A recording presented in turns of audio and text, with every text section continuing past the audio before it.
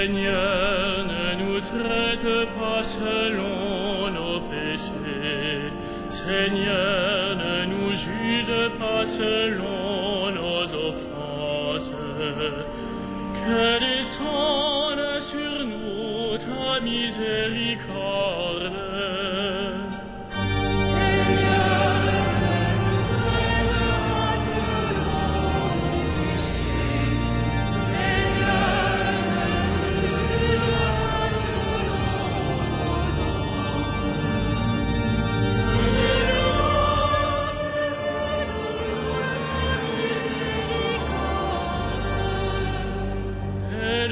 Seigneur, ô Dieu notre Sauveur, délivre-nous pour la gloire de ton nom.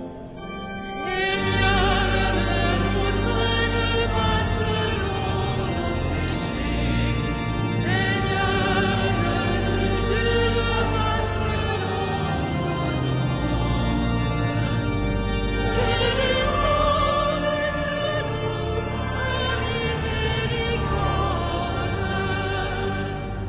Pardonne-nous, Seigneur, tous nos péchés, délivre-nous pour la gloire de ton nom.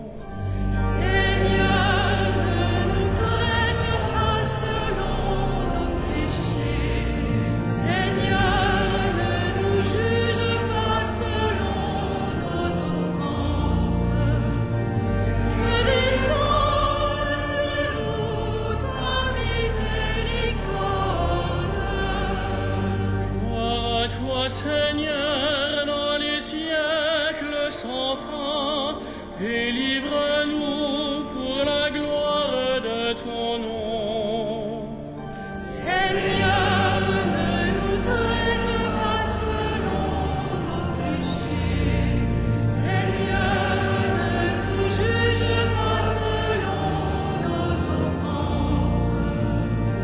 Que descende sur nous ta miséricorde.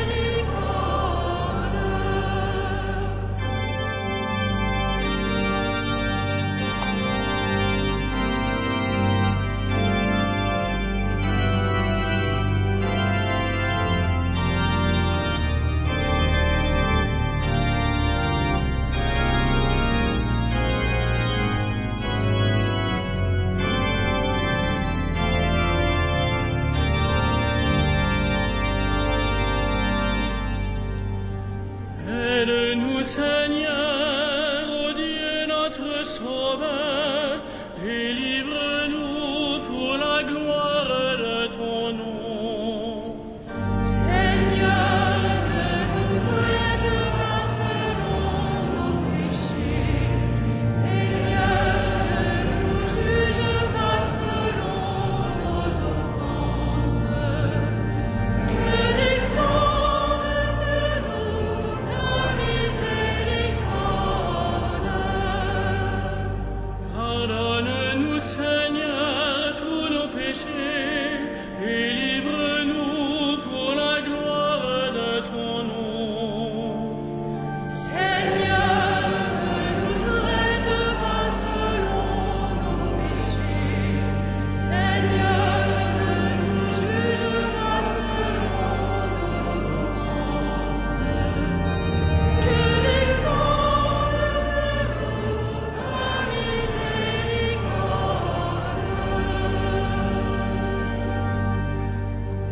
Au nom du Père et du Fils et du Saint-Esprit, la paix soit avec vous.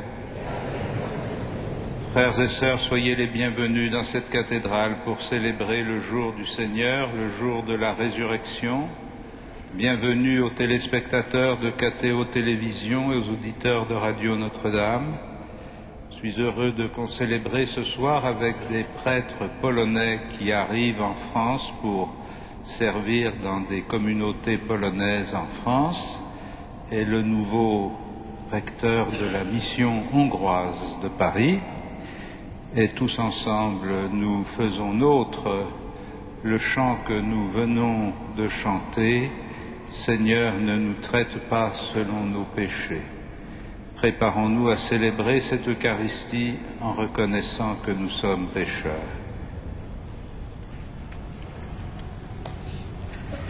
Je confesse à Dieu Tout-Puissant, je reconnais devant mes frères que j'ai péché en pensée, en parole, par action et par omission. Oui, j'ai vraiment péché, c'est pourquoi je supplie la Vierge Marie, les anges et tous les saints, et vous aussi, mes frères, de prier pour moi, le Seigneur notre Dieu, et que Dieu Tout-Puissant nous fasse miséricorde, qu'il nous pardonne nos péchés et nous conduise à la vie éternelle. Amen.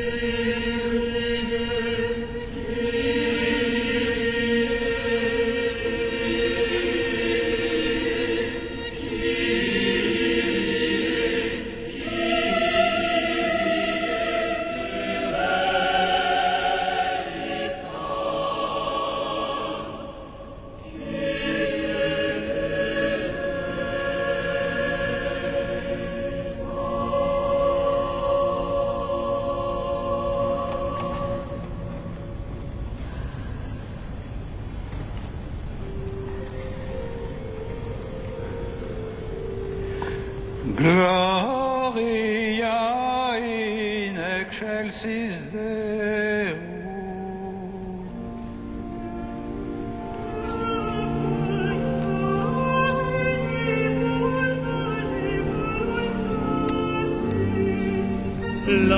Laudamus Te,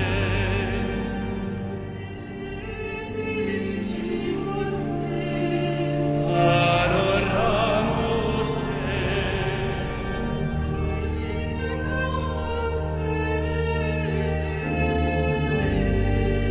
gratias agimus Tibi, pro Te magnam gloriam Tuam.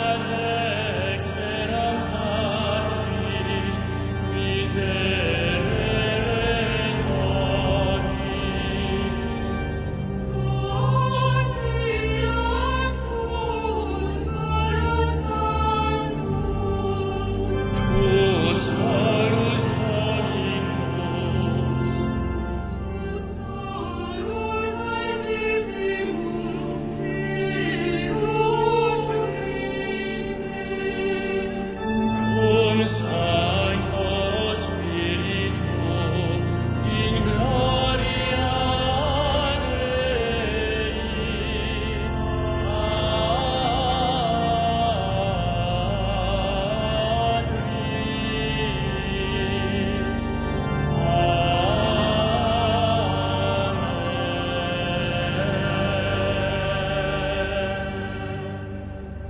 Prions le Seigneur.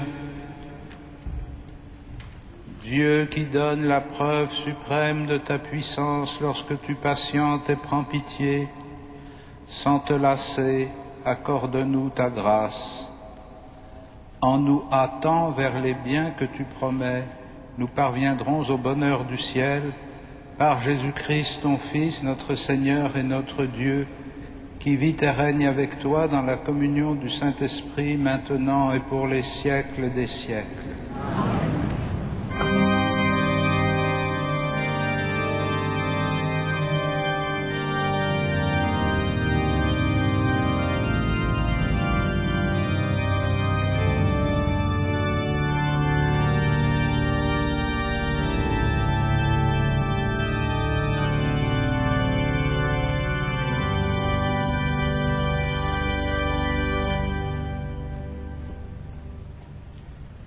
Lecture du livre d'Ézéchiel. Parole du Seigneur Tout-Puissant. Je ne désire pas la mort du méchant. Et pourtant vous dites, la conduite du Seigneur est étrange. Écoutez donc, fils d'Israël, est-ce ma conduite qui est étrange? N'est-ce pas plutôt la vôtre?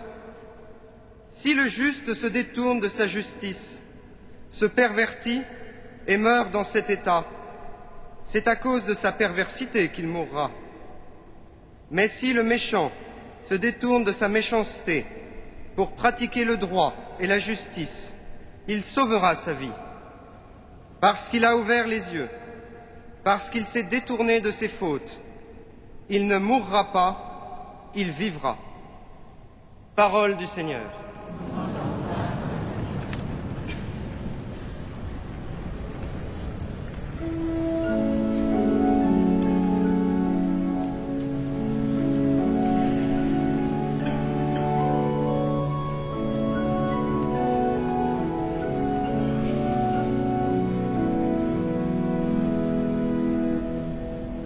Souviens-toi de ton amour, Seigneur, car il est pour toujours. Souviens-toi de ton amour, Seigneur, car il est pour toujours. Seigneur, enseigne-moi tes voies, fais-moi connaître ta route.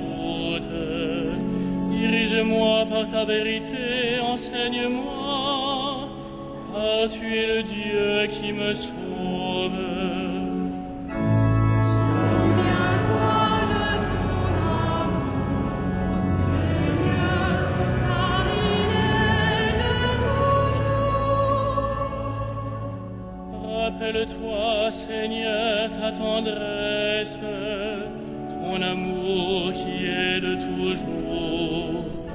Oublie les révoltes, les péchés de ma jeunesse, quand ton amour ne m'oublie pas. Souviens-toi de ton amour, Seigneur, car il est de toujours. Il est droit, il est bon le Seigneur, lui qui montre aux pécheurs le chemin.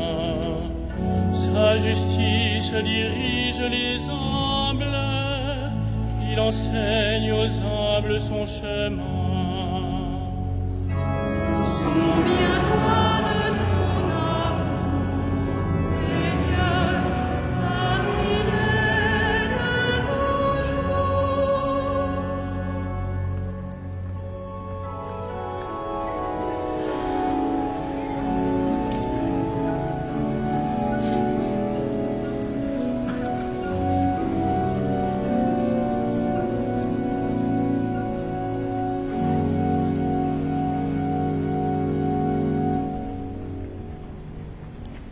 Lecture de la lettre de saint Paul apôtre aux Philippiens. Frères, s'il est vrai que, dans le Christ, on se réconforte les uns les autres, si l'on s'encourage dans l'amour, si l'on est en communion dans l'esprit, si l'on a de la tendresse et de la pitié, alors, pour que ma joie soit complète, ayez les mêmes dispositions, le même amour, les mêmes sentiments, recherchez l'unité. Ne soyez jamais intrigants ni vantards, mais ayez assez d'humilité pour estimer les autres supérieurs à vous-même. Que chacun de vous ne soit pas préoccupé de lui-même, mais aussi des autres. Ayez entre vous les dispositions que l'on doit avoir dans le Christ Jésus. Lui qui était dans la condition de Dieu, il n'a pas jugé bon de revendiquer son droit d'être traité à l'égal de Dieu. Mais au contraire, il se dépouilla lui-même en prenant la condition de serviteur. Devenu semblable aux hommes et reconnu comme un homme à son comportement, il s'est abaissé lui-même en devenant obéissant jusqu'à mourir et à mourir sur une croix. C'est pourquoi Dieu l'a élevé au-dessus de tout. Il lui a conféré le nom qui surpasse tous les noms, afin qu'au nom de Jésus, aux cieux, sur terre et dans l'abîme, tout être vivant tombe à genoux et que toute langue proclame « Jésus-Christ est le Seigneur », pour la gloire de Dieu le Père. Parole du Seigneur.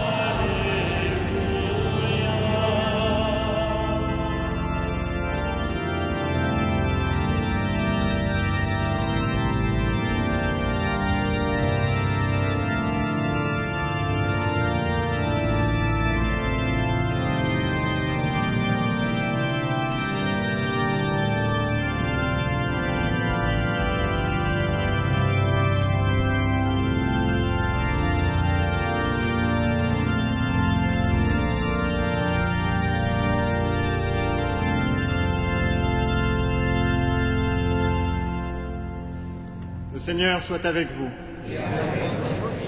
Évangile de Jésus-Christ selon saint Matthieu.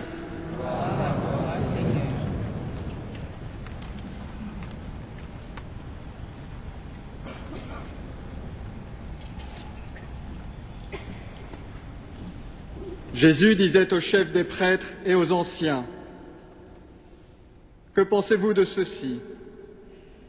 Un homme avait 2 fils. Il vint trouver le premier et lui dit : « Mon enfant, va travailler aujourd'hui à ma vigne. » Il répondit : « Je ne veux pas. » Mais ensuite, s'étant repenti, il y alla. Abordant le second, le père lui dit la même chose.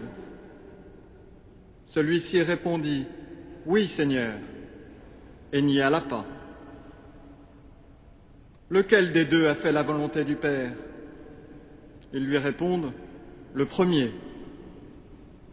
Jésus leur dit : Amen, je vous le déclare, les publicains et les prostituées vous précèdent dans le royaume de Dieu. Car Jean-Baptiste est venu à vous, vivant selon la justice, et vous n'avez pas cru à sa parole, tandis que les publicains et les prostituées y ont cru. Mais vous, même après avoir vu cela, vous ne vous êtes pas repentis pour croire à sa parole. Acclamons la parole de Dieu.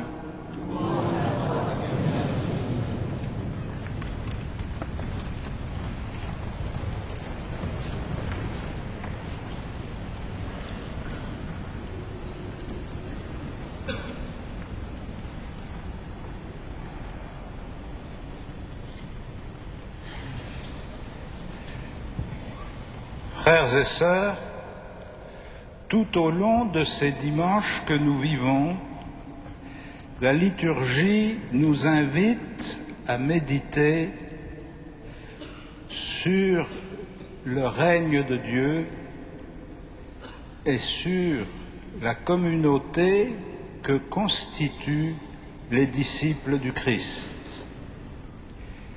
Et dans ces passages de l'évangile de saint Matthieu, l'enseignement de Jésus sur le règne de Dieu et sur la participation de ses disciples à ce règne s'appuie sur l'allégorie de la vigne.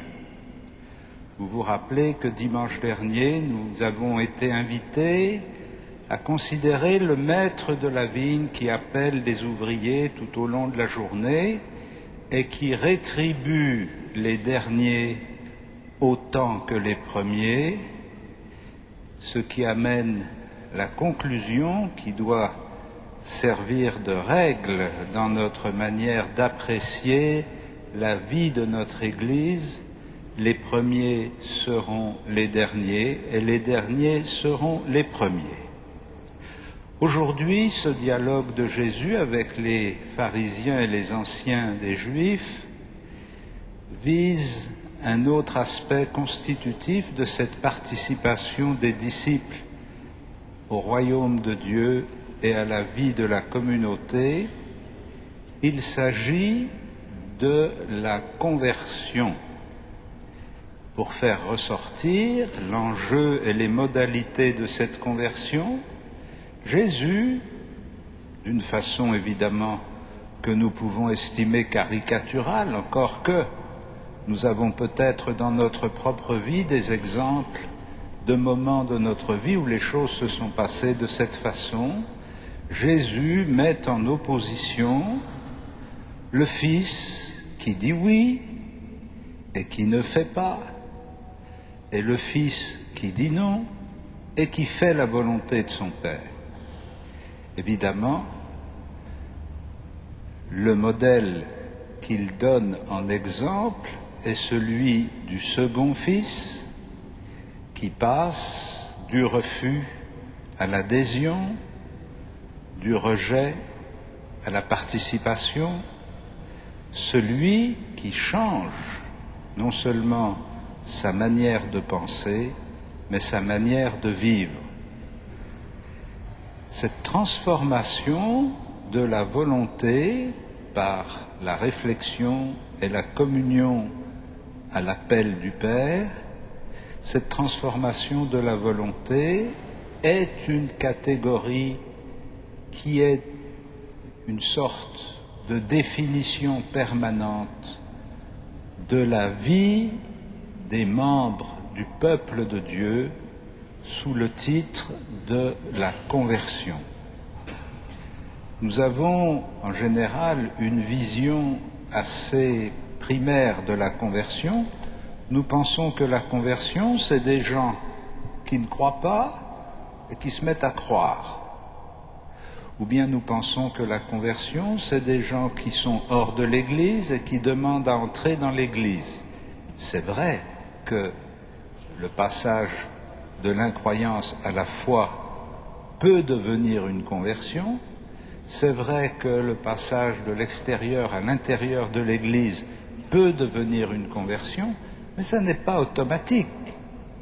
La conversion qui est visée ici nous est précisée par le prophète Ézéchiel dans la première lecture que nous avons entendue.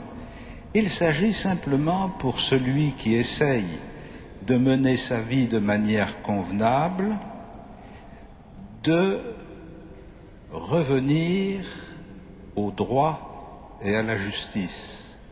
Se convertir, c'est se détourner de sa méchanceté pour pratiquer le droit et la justice, et celui qui s'est détourné de ses fautes ne mourra pas, il vivra. Cette conversion qui consiste à se détourner de ses mauvaises actions pour s'orienter selon le droit et la justice concerne évidemment la vie de chaque chrétien à tout moment de notre vie. Et si nous avons toujours en mémoire la parabole de dimanche dernier, on peut dire d'une certaine façon, jusqu'à la dernière heure de notre vie, nous sommes appelés à renouveler en nous l'alliance qui a été conclue avec Dieu, à ajuster notre existence au commandement de Dieu, à nous détourner de ce que nous faisons de mal pour entrer dans une vie meilleure.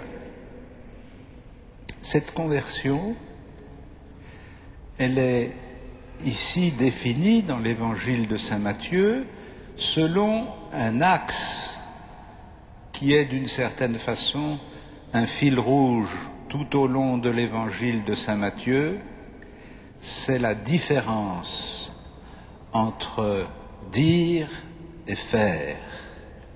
Ce ne sont pas ceux qui disent « Seigneur, Seigneur » qui entreront dans le royaume, ce sont ceux qui font la volonté de mon Père. Et donc, cette opposition entre une adhésion en parole, on peut dire aussi une adhésion d'intention, ou une forme de rattachement plus ou moins précis à la parole du Christ, est appelée à se concrétiser dans un changement de vie. Vivre la conversion, ça n'est pas changer de vocabulaire. Vivre la conversion, ça n'est pas déclarer que nous sommes convertis, c'est vivre autrement, c'est changer notre manière de vivre. Ce changement très profond, car pour changer les paroles, ça n'est pas très difficile, mais quand il s'agit de passer de paroles nouvelles à de nouvelles manières de vivre, ça devient beaucoup plus difficile. Eh bien, ce changement de vie, le Christ nous indique dans ce passage de l'Évangile qu'il touche quelque chose de très profond dans la personne et qui n'est pas simplement de l'ordre du statut social.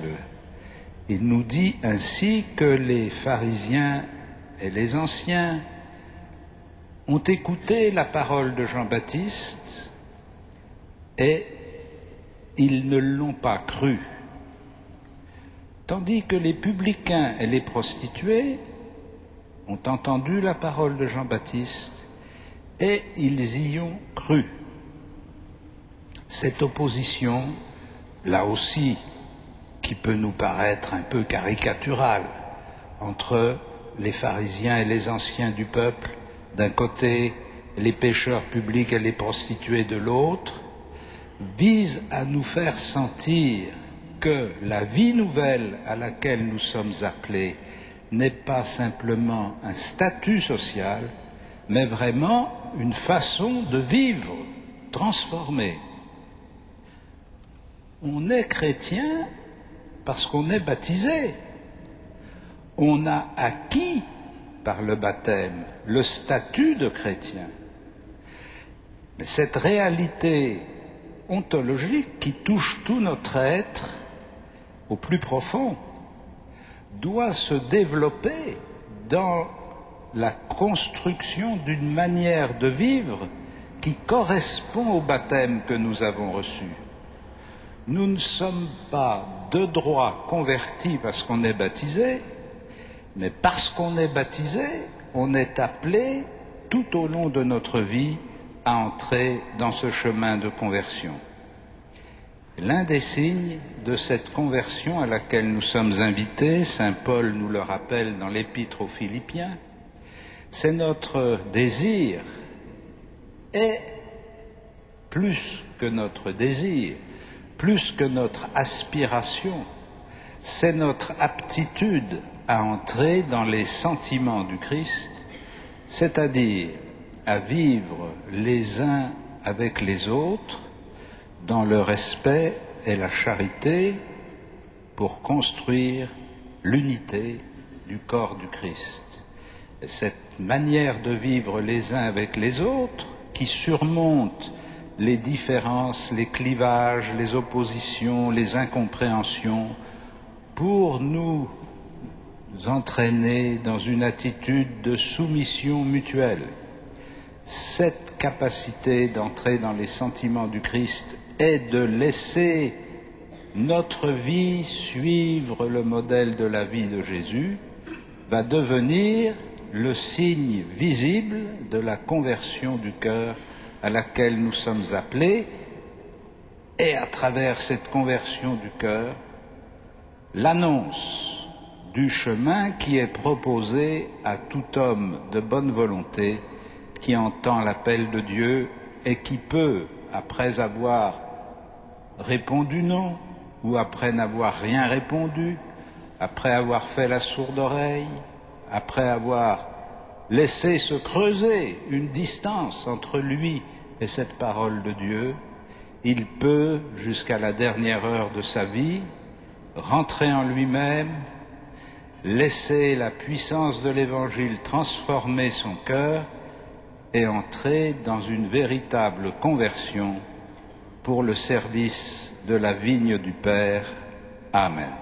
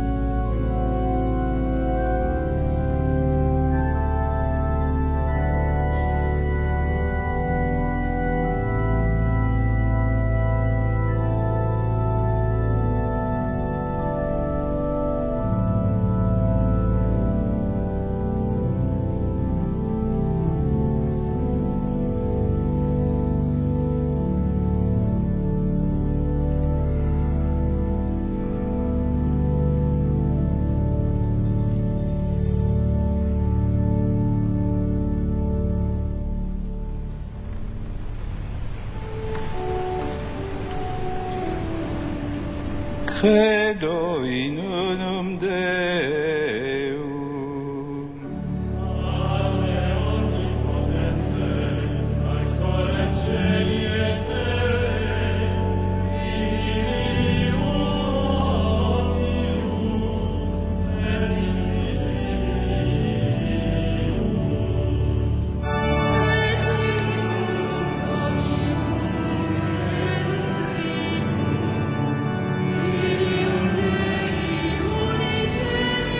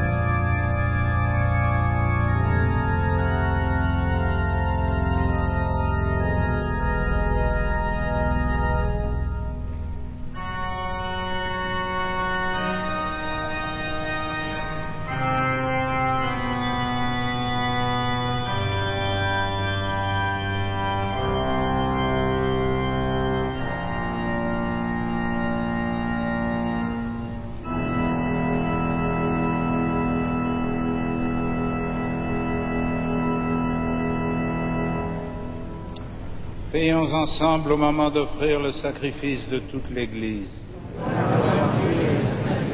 Dieu de miséricorde, accepte notre offrande, qu'elle ouvre largement pour nous la source de toute bénédiction, par Jésus le Christ, notre Seigneur. Le Seigneur soit avec vous. Et avec votre esprit. Élevons notre cœur. Nous le tournons vers le Seigneur. Rendons grâce au Seigneur notre Dieu. Cela est juste et bon. Vraiment, il est juste et bon de te rendre gloire, de t'offrir notre action de grâce toujours et en tout lieu. À toi, Père très saint, Dieu éternel et tout-puissant, par le sang que ton Fils a versé, par le souffle de ton Esprit créateur, tu as ramené vers toi tes enfants que le péché avait éloignés. Et ce peuple, unifié par la Trinité sainte, c'est l'Église. Gloire de ta sagesse, corps du Christ et temple de l'Esprit. Et nous qui sommes rassemblés pour te rendre grâce, nous te chantons avec les anges du ciel.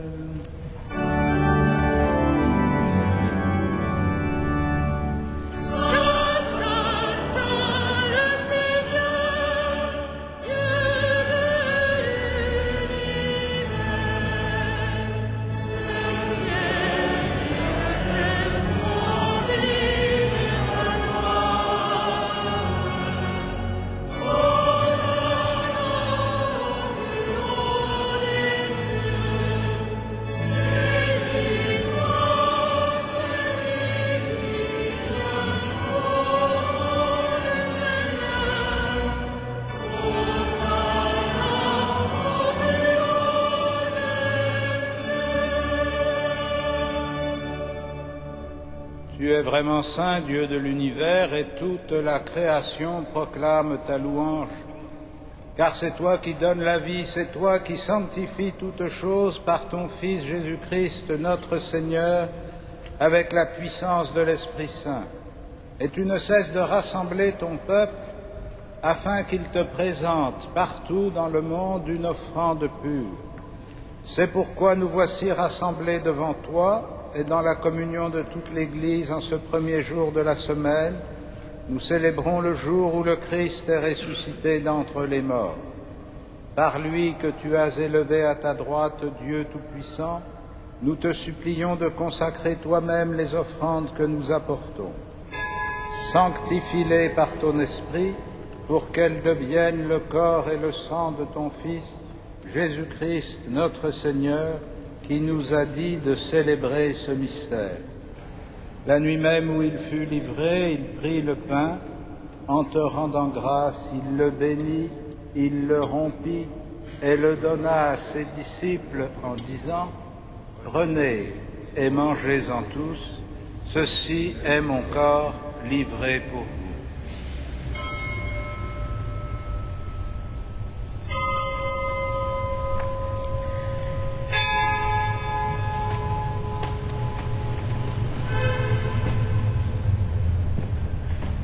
De même, à la fin du repas, il prit la coupe, en te rendant grâce, il la bénit et la donna à ses disciples en disant : « Prenez et buvez-en tous, car ceci est la coupe de mon sang, le sang de l'alliance nouvelle et éternelle, qui sera versé pour vous et pour la multitude en rémission des péchés.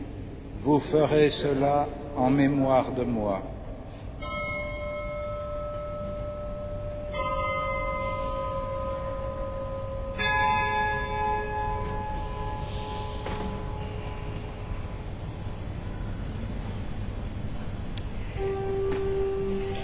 Il est grand le mystère de la foi.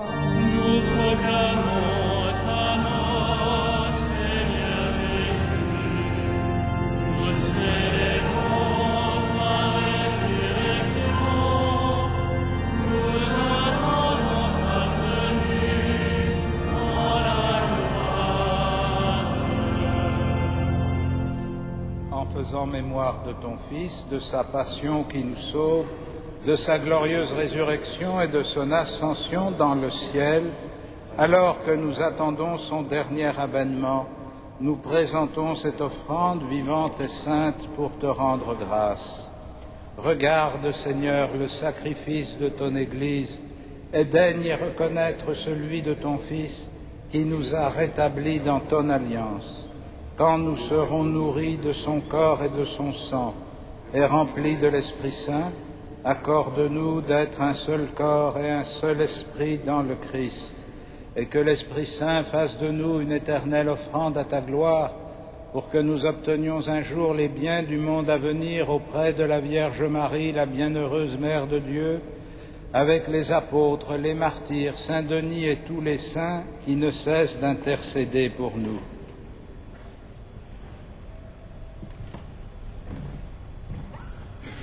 Et maintenant nous te supplions, Seigneur, par le sacrifice qui nous réconcilie avec toi, étends au monde entier le salut et la paix. Affermis la foi et la charité de ton Église au long de son chemin sur la terre. Veille sur ton serviteur, le pape Benoît, et notre évêque André, ses auxiliaires, Michel, Jean-Yves et Jérôme, Éric et Renaud, l'ensemble des évêques, les prêtres, les diacres, tout le peuple des rachetés. Écoute les prières de ta famille assemblée devant toi. Ramène à toi, Père très aimant, tous tes enfants dispersés.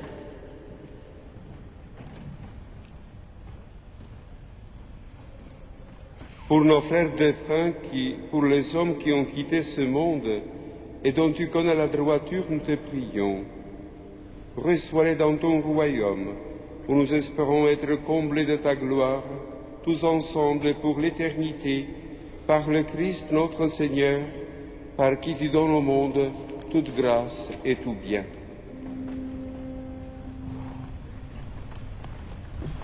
Par lui, avec lui et en lui. À toi, Dieu le Père Tout-Puissant, dans l'unité du Saint-Esprit.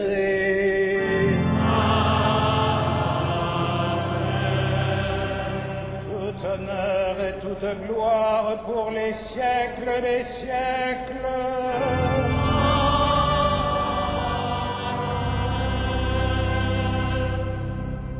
Unis dans le même esprit, nous pouvons dire avec confiance la prière que nous avons reçue du Sauveur. Notre Père, qui est aux cieux, que ton nom soit sanctifié, que ton règne vienne, que ta volonté soit faite sur la terre comme au ciel. Donne-nous aujourd'hui notre pain quotidien. Pardonne-nous nos offenses, comme nous pardonnons aussi à ceux qui nous ont offensés. Et ne nous soumets pas à la tentation, mais délivre-nous du mal. Délivre-nous de tout mal, Seigneur, et donne la paix à notre temps. Par ta miséricorde, rends-nous libres du péché, rends-nous forts devant les épreuves en cette vie, où nous espérons le bonheur que tu promets et l'avènement de Jésus-Christ, notre Sauveur.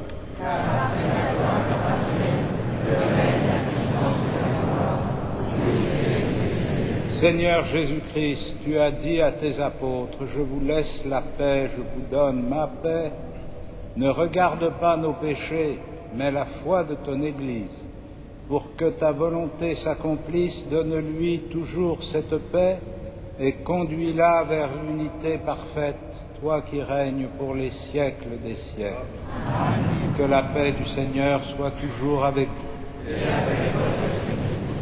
Frères et sœurs, dans la charité du Christ, échangez un signe de paix.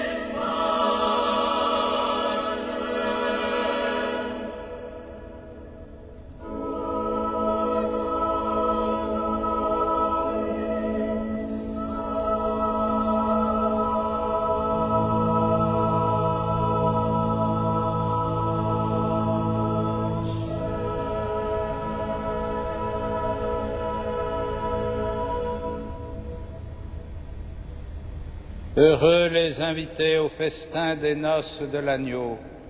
Voici l'agneau de Dieu qui enlève le péché du monde. Seigneur, je ne suis pas digne de te recevoir, mais dis seulement une parole et je serai guéri.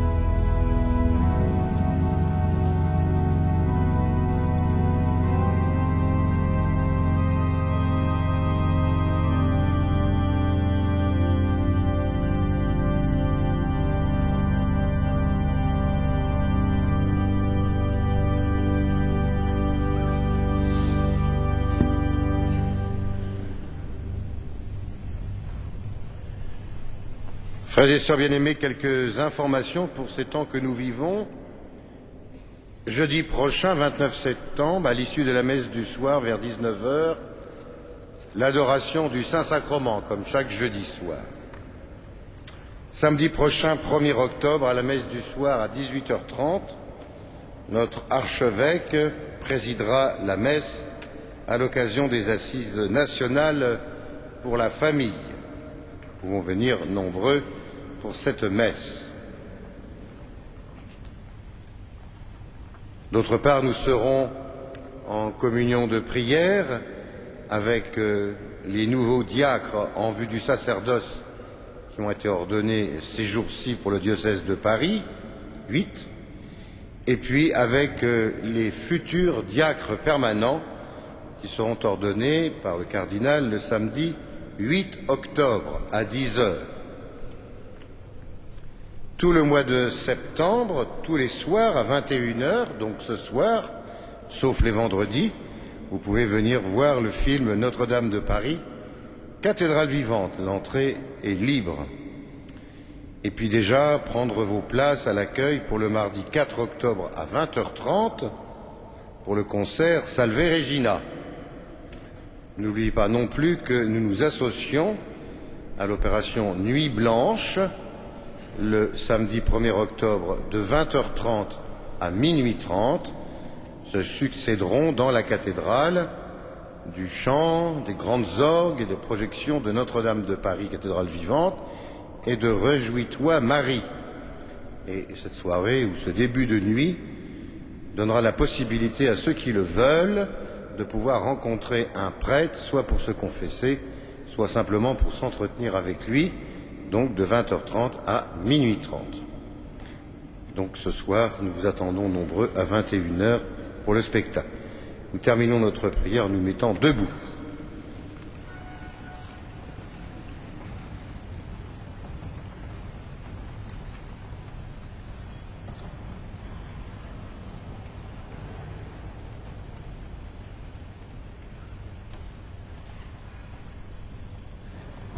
Seigneur, que cette Eucharistie renouvelle nos esprits et nos corps et qu'elle nous donne part à l'héritage glorieux de celui qui nous unit à son sacrifice lorsque nous proclamons sa mort, lui qui vit et règne avec toi dans la communion du Saint-Esprit maintenant et pour les siècles des siècles. Amen.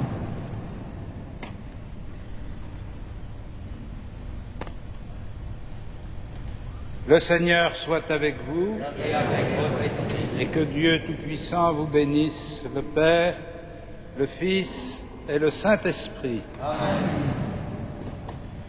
Allez dans la paix du Christ. Nous rendons grâce à Dieu.